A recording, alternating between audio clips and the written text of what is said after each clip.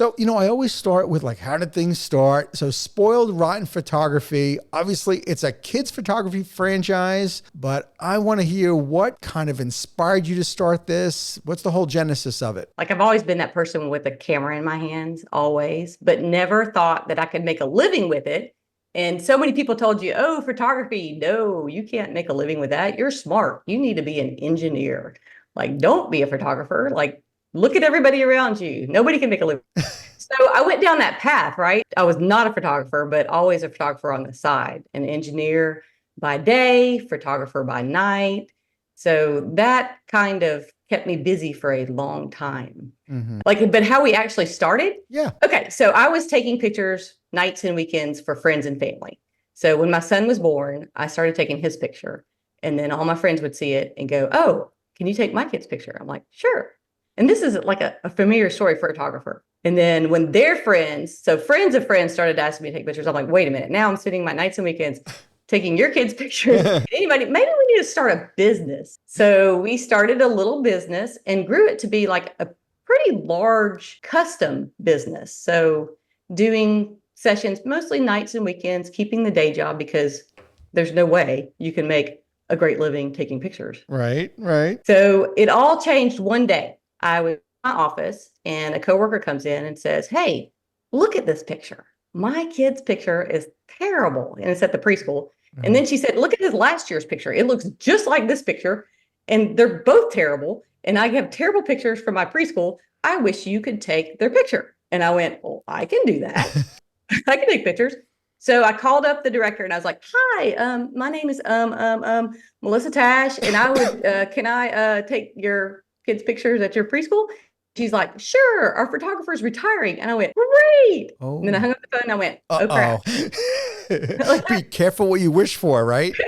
Like, how do I do that? That's 120 children. I'm used to photographing 2-3 people a week. And plus I have this amazing day job, which I love. I loved my day job, but I was like, I have no idea how to take a school picture per se. So that became the biggest blessing because what I didn't know was school pictures are terrible and school pictures go really fast. So I just took everything that I'd learned for my custom business and applied it in a volume way. I worked with some really smart people that helped me with some software very early on and brought that custom experience to the preschool. So when the orders started coming in and my husband was like, what, how much? We'd open an envelope, pull the check out. He's like, oh my gosh. We open another envelope, pull the check out. Oh my gosh. He's like, well, maybe you have something here. Right. I was like, I think we do. And from that first preschool that we ever photographed, we made more from that 3-day session than I did my entire engineering salary. Oh, and it was super fun. It was so much fun playing with the kids. So I'm like, maybe I can make this a little bit more efficient and maybe I can do it again. Right. And so that was kind of the turning point. That's amazing. What I love about your story is that you took massive action and you almost like you didn't give yourself too much time to think about it. You didn't get in your head. Like if you would have thought about it too long, you probably wouldn't have done it. But I could see like the look on your face where you were like, I was like, uh-oh, like I can't believe I just signed up for it because you did it. Like there was no letting fear get in the way. No, like I am a find a way or make one. That's my motto. Like you just do it. Like I worked for Nike for a lot of years and that was their logo. I mean, their motto did it, but I mean, I'm an 80% girl. You get an 80% there and then you jump. Right. And then you figure out how to improve it from there on. Maybe we should share with the audience, though, your real background before this whole thing, because you're a tough lady. I mean, you have that wherewithal. I understand you were an Army officer and engineer. You were at NASA, correct? Right. Well, I was actually a contractor for NASA, but worked on the International Space Station program. Nice. So, I mean, the coolest job ever. I got to work directly with astronauts. Nice. That's incredible. So you were talking about Anthony behind the scenes and like wanting to see his face. So here's my claim to fame. Are you ready? Uh-huh. So I was in the position that got to talk to the space station. So back in the day, there wasn't a lot of cell phones and all that kind of stuff. Like the astronauts now have communication that they can use. But back in the day, you talked to this one particular person called the payload communicator. Okay. And so my astronaut wanted to know who he was talking to. So had my picture on the space station. So it rotated the Earth for 3 months. Oh my goodness. You're the first and probably last person that I'm ever going to talk to that has had that privilege. That's pretty freaking cool. Like I wasn't microgravity, but my image or my likeness was. Hey, that's better than 99.9% of all people could ever say on this planet. It was a great, amazing, fun job too. But I was burning the candle at both ends, like nights and weekends with the photography, and then doing that job during the day. And I had two young children, one with special needs, and a husband. Oh yeah, I had a husband too. So it was just a lot. Like something had to give. Yeah. But how do you think, being in the military, and by the way, thank you so much for your service, between the military and being an engineer, how do you think it prepared you to be an entrepreneur? Oh my goodness. Well, entrepreneurship is so many things. And I think that a lot of it is just persistence and figuring it out, right? So just staying with it. But I'm an industrial engineer. I love systems and processes.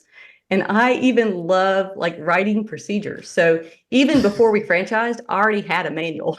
Who smiles about systems and processes? Like no, like nobody. It makes you more efficient. It does. No, you're right for franchising. I can see how the story's going to go now. It makes total sense. Well, and then too, in the Army, if you're not at war, you're training. So training is my background. I love training. I love teaching other people. I love just being able to help other people do something better than they've done it before. So that's just kind of my forte. And, I can't imagine a better job for me. Oh, that's wonderful. So let's go back to Spoiled Rotten Photography. So you do this entire school, 122 kids, preschool, right? You said. Preschool, yes. And where do we go from here? So after that, well, here's another thing. I'm super dyslexic. I mean, that's my superpower, I think. So I was sitting next to a really smart guy, also working for NASA. And I was like, hey, can you help me with this? Because I made so many mistakes. Like I was placing manual orders to the lab and I'm doing all kinds of stuff, just making mistakes. And it took me a long time to do things. So bringing in systems and processes and automation was like key to that. So once we did that, I was like, oh, I could do this job in half the time that I did it before because it took so much time afterwards. Okay, we can improve this more. Let me do it again. Let me find another school. And word started spreading too. So I started getting more and more accounts and I was still working that job. Like I was still, full time with my job. I was taking vacation to work my photography job. So I had to make it more efficient. And the way I did that was through automation and hiring some really smart people to help me. Nice. So just making it bigger and just growing it and making it better each time. So you were running your photography business for, looks like 10 years, right? Because you founded it in 2003. So for 10 years, you were running it before you franchised. How big was this company-owned location that you had before you franchised? Would you say in terms of annual revenue, if you don't mind sharing? Probably we're at like 60 or 70,000. Okay. All right. And so what inspired you to franchise this concept? Well, I had a friend of a friend was like begging me to. He was a photographer. And like I said before, it's like hard for photographers to make a good living. It's just hard because if you're low end, nobody wants you. If you're high end, you have to do tons of marketing. There's no room for the middleman. Like you have to be either super, super high end, do tons of marketing or volume. So he knew what we were doing and he started asking us, hey, can you help me? Can you do this? So we started thinking about, okay, well, maybe we could franchise this, but knew nothing about franchising. Nothing. Welcome to the club. None of us ever do before we go in. But Jamie and I, my husband and I started looking at it like, okay, how do we scale? How we know we've got something amazing here. And if you had more time, Melissa, which you don't have any time, if you had more time, you could just replicate what you're doing and make more income. So our margins were great. It was so much fun. And so we had this guy who said he wanted us to help him, but we're like, oh, we're not ready. We're not ready. And then a chance meeting with somebody who he didn't really develop franchises, but he worked for us for many, many years. Okay. He was like, oh, I can help you put together an FDD.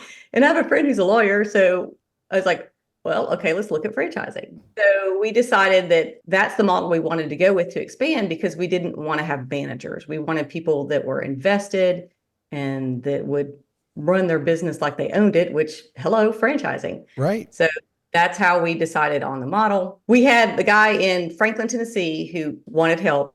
He was our first proof of concept location, and he just blew it out of the water. Like he's still with us. He's starting his 11th year. He's our number one franchise. doing fantastic. One of my proudest moments is when he stood up at our franchise conference and he would let me tell the story. He got a little tear. He's a big guy, and he got a little tear in his eye and he said, I never thought that I would be able to make a living with photography. And just Melissa and Jamie, thank you so much for franchising, because it has made such a huge difference in my life. And I have just like tons of gratitude towards you guys because of what you've done. And I was like, oh, okay, I'll do this some more. Right. Isn't that amazing?